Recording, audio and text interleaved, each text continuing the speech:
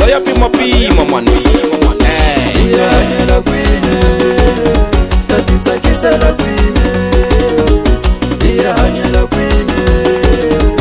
yatipinela kwine hanyela kwine tatitsakisela kwine hanyela kwine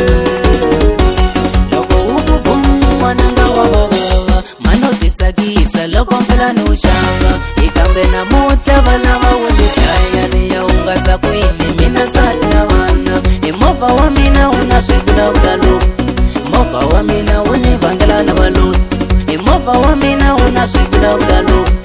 movha wa mina wu ni vangela na valuti movha wa mina una swivulavula loku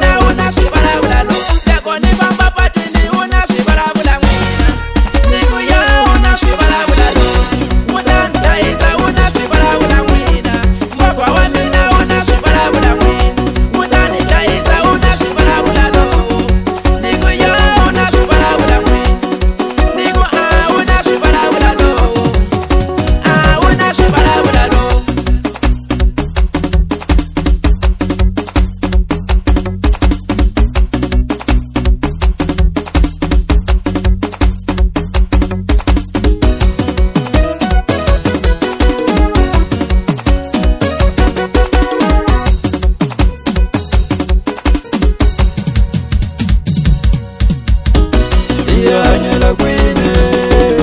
tatitsakisela kwine hanyela kwine yatipinela kwine hanyela kwine tatitsakisela kwine hanyela kwine loko ukuvumwa nanga wa baba mano titsakisa loko mpela no xava ikambe namuta valava wendikaya ni ya ungaza kwini mina sati na vana movha wa mina una swivulavula loku movha wa mina wu ni vangela na valuti movha wa mina una swivulavula loku movha wa mina wu ni vangela na valuti movha wa mina una swivulavula loku